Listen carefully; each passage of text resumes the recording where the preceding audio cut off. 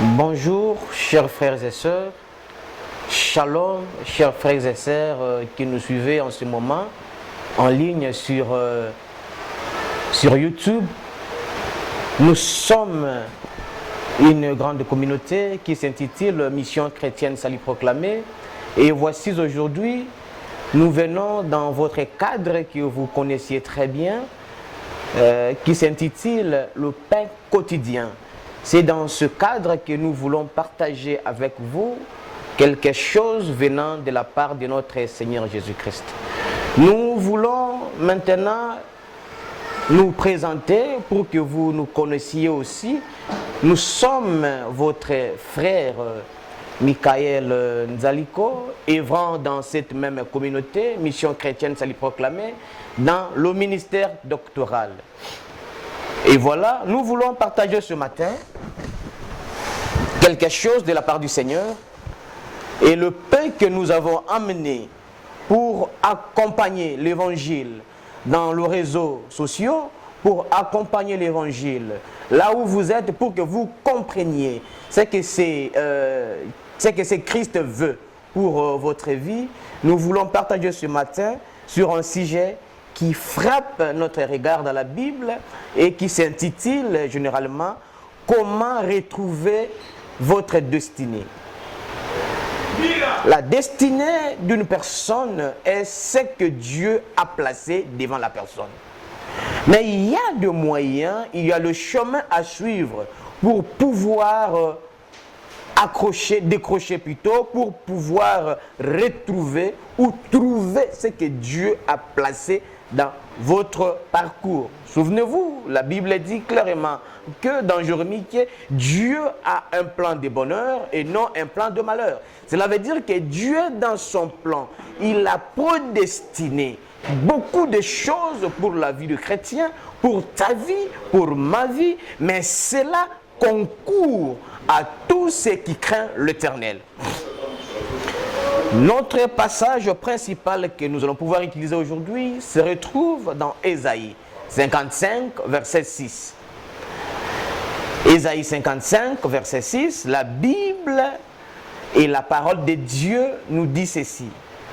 Cherchez l'Éternel pendant qu'il se trouve, invoque-le tandis qu'il est prêt. Qu'est-ce que Ésaïe vient nous dire? Généralement, il dit cherchez l'Éternel pendant qu'il se trouve.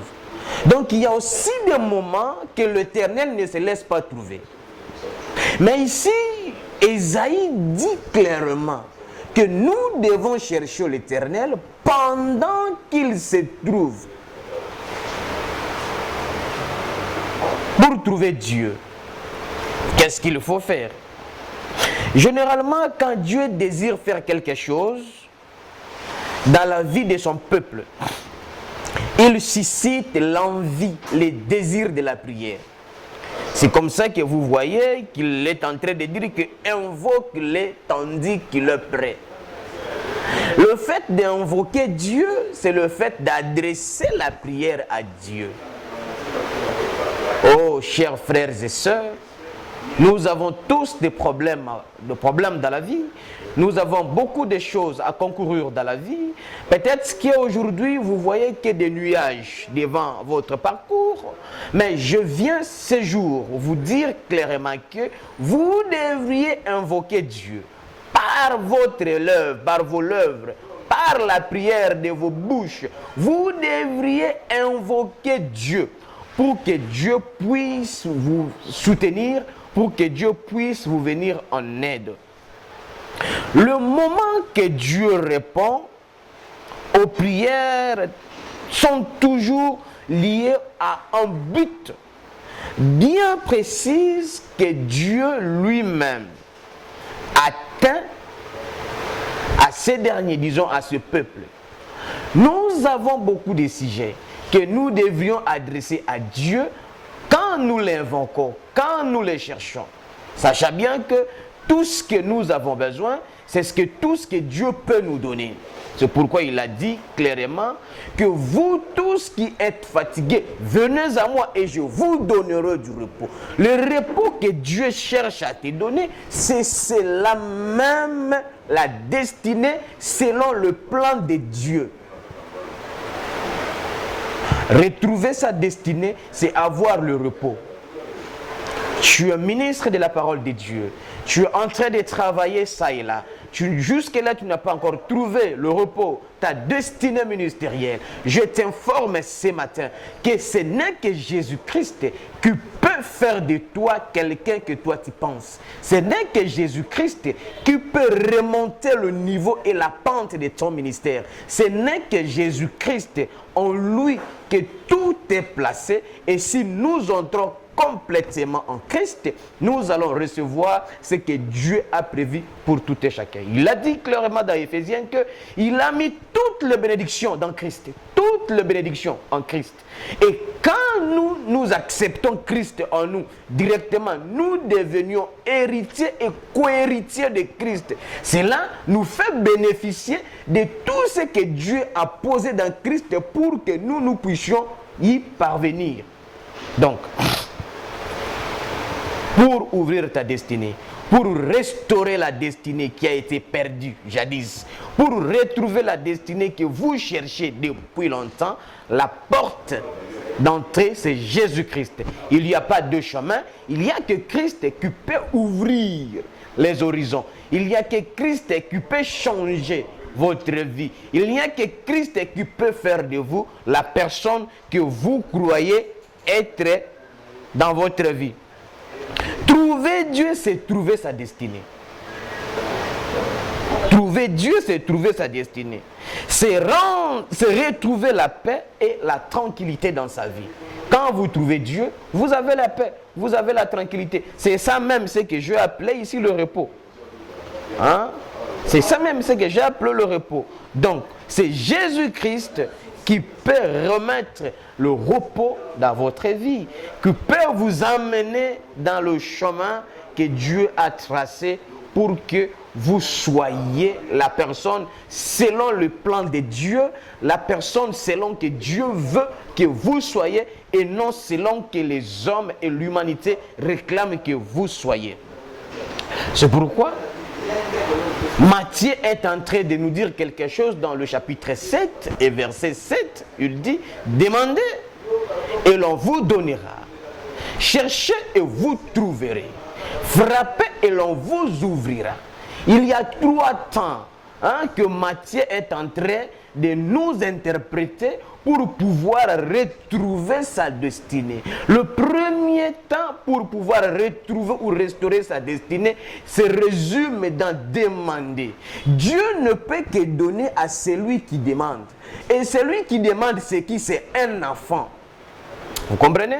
C'est un enfant qui n'a absolument rien, qui doit prendre tout auprès des aînés, auprès de celui qui lui prend en charge. C'est celui-là qui doit demander. Dans ta vie, vous aviez passé des moments d'enfance. Il y a des moments où vous êtes obligé seulement à demander à Dieu, à demander aux autres, à tantonner. Voilà le terme même que Matthieu voulait peut-être utiliser. C'est lui qui tantonne et c'est lui que Dieu cherche à donner quelque chose. Parce que quand vous tantonnez, vous ne connaissez absolument rien. Vous êtes dans l'ignorance de toutes choses. C'est là maintenant que Dieu vient à votre secours, à votre rescousse pour que vous ayez quelque chose. Mais pour que vous arriviez à cela, vous devriez comprendre que vous êtes encore enfant. Enfant dans tout, et vous devez demander auprès des parents qui est notre Dieu. Quand vous demandez, c'est là que le Père aussi sent que l'enfant a besoin de mon secours. Il vient à votre rescousse. Et cela vous fera retrouver votre destinée. La deuxième possibilité, le deuxième temps que Matthieu utilise ici, c'est le temps de chercher. Et vous trouverez. Ici, celui qui cherche est celui qui est conscient. Il n'est plus enfant, il devient maintenant adulte. C'est un adulte qui doit chercher. comment vivre, comment faire pour restaurer ma vie, comment faire pour récupérer ce que je perdis jadis. C'est un adulte, c'est le tas de la conscience. Or, quand on demande, on est dans l'inconscience. Mais quand on cherche, on est dans la conscience de faire des choses. Un adulte fait des choses dans toute conscience. C'est pourquoi c'est lui qui demande, c'est lui qui cherche plutôt, et c'est lui qui est conscient d'avoir perdu quelque chose. Ou c'est lui qui va à la conquête de quelque chose, ou bien c'est lui qui est conscient de ne jamais recevoir quelque chose. C'est celui-là qui est conscient en ces termes-là, en ces trois termes-là. Hein? C'est celui-là qui doit pouvoir chercher à récupérer ce qui est perdu, ce qu'il n'a pas encore vu, ce qu'il n'a pas encore retrouvé. Jusqu'aujourd'hui, tu es en train de t'entonner dans beaucoup de choses. Même ta vie chrétienne, c'est comme une vie de tâtonnement. Tu ne sais pas en fait quoi faire. Ce que tu veux et ce que tu fais ne cohèrent pas, ne cohabitent pas ensemble. Je t'invite ce matin, je t'invite à ce jour à laisser place pour Christ dans ton cœur. Laissez le siège de ton cœur à Jésus pour que Jésus commence maintenant à conduire tes pas. Pour que Christ commence à aider ta réflexion à bien chercher avec toute la précision. Vous savez, comprenez que si l'on cherche avec l'imprécision, vous ne pouvez pas trouver ce que vous cherchez. Mais quand l'homme cherche avec la précision, il a l'objectif à réaliser, à atteindre. C'est à ce moment qu'il doit pouvoir recevoir ce qu'il est en train de chercher. Et quand on cherche, on doit chercher avec la persévérance. On ne cherche pas avec la paresse, hein? Avec beaucoup de fatigue, avec des choses qui... Maintenant, vous devriez chercher avec Christ, parce que c'est lui qui connaît là où vos trésors se trouvent. C'est Christ qui connaît le vrai carrière que vous devriez arriver pour recevoir ce que vous avez besoin. Vous comprenez? Donc la recherche doit être mariée ensemble avec Christ. Et quand il dit il faut frapper et l'on vous ouvrira, c'est en fait le dernier temps dans la vie de l'homme, dans le parcours de l'homme, dans la destinée de l'homme. Il faut frapper. Il faut frapper avec endurance, à ne pas fatiguer, avec insistance, jusqu'à ce que vous allez laisser les empreintes que quelqu'un a passé sur ce chemin. Si quelqu'un a passé jadis sur la terre des hommes, voilà ce qu'il a laissé comme empreinte, voilà ce qu'il a laissé comme édifice, voilà ce qu'il a laissé comme les enfants. C'est une phase où l'homme est à sa vieillesse. Il doit jouir de ce qu'il a déjà posé comme fondement depuis son enfance. Parce qu'il a commencé par demander, il a cherché et il a récupéré tout ce qu'il a cherché. Maintenant, il doit pouvoir jouir de tout ce qu'il a reçu pour sa destinée. Dieu a un plan de merveille pour ta vie. Toi qui cherches le mariage, toi qui cherches les enfants, toi qui cherches le travail, toi qui cherches tout ce que ton cœur désire, ce n'est qu'en Christ que nous pouvons recevoir tout ce que nous avons besoin. Et comment trouver Dieu? Parce que la Bible dit, cherchez Dieu quand il se laisse trouver. Comment le trouver? On doit trouver Dieu dans la prière, on doit trouver Dieu dans sa parole. Dans sa parole, en lisant la Bible et en méditant la Bible. Je veux résumer ces deux petits mots dans quelque chose de très important. Hein?